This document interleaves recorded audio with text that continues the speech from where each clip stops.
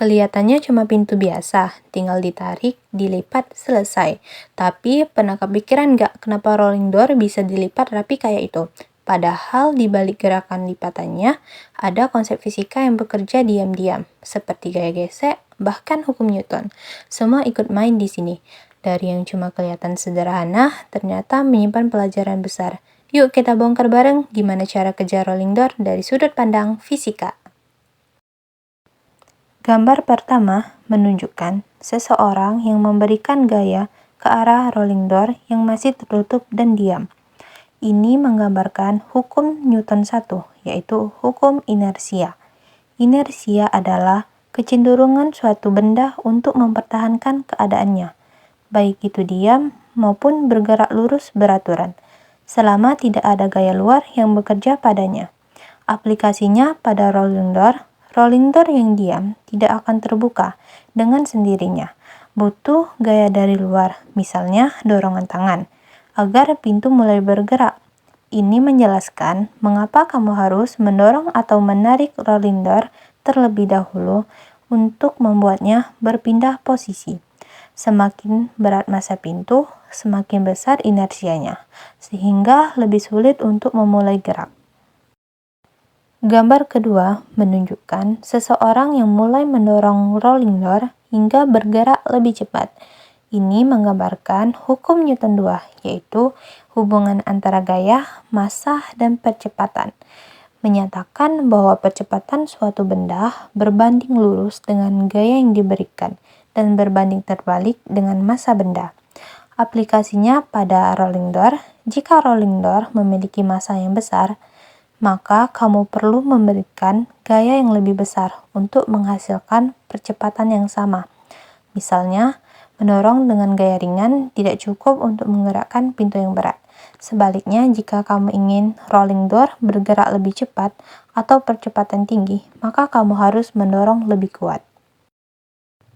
Pada gambar ketiga menunjukkan seseorang mendorong rolling door dan terdapat gaya gesek yang mengarah berlawanan. Ini menggambarkan hukum Newton 3, yaitu hukum aksi dan reaksi. Hukum ini menyatakan bahwa setiap gaya aksi akan menghasilkan gaya reaksi yang besarnya sama tetapi berlawanan arah. Aplikasinya pada rolling door, ketika kamu mendorong rolling door ke kanan atau aksi, rolling door memberikan gaya reaksi ke tanganmu ke kiri. Kamu bisa merasakan ini sebagai tekanan balik di tanganmu.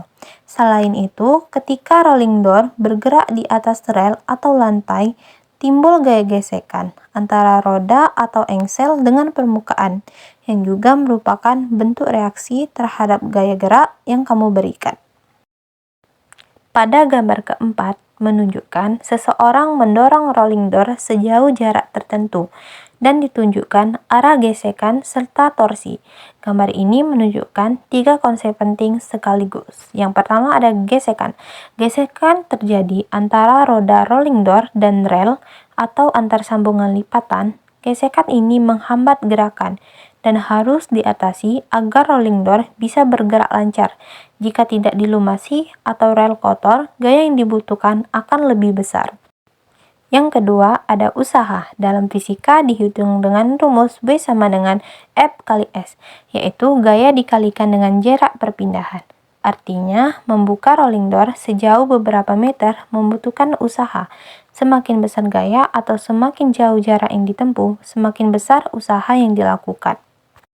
Yang ketiga, ada torsi atau momen gaya, karena rolling door memiliki poros di bagian atas dan bawah, misalnya rel atau engsel. Maka saat kamu mendorong bagian pinggir rolling door, kamu menciptakan torsi, yaitu gaya yang menyebabkan rotasi atau lipatan.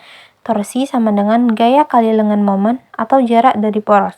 Semakin jauh jarak tanganmu dari engsel, atau misalnya menarik dari ujung rolling door, semakin besar torsi yang dihasilkan dan lebih mudah membuka pintu.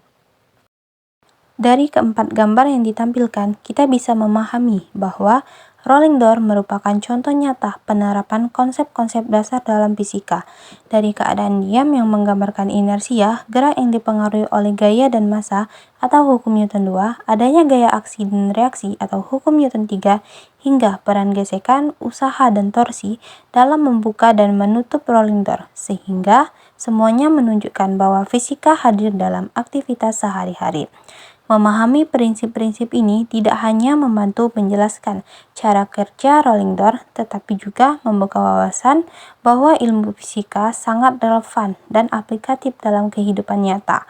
Pengetahuan ini bisa menjadi dasar berpikir kritis dalam merancang, menggunakan, atau memperbaiki alat-alat mekanik sederhana di sekitar kita.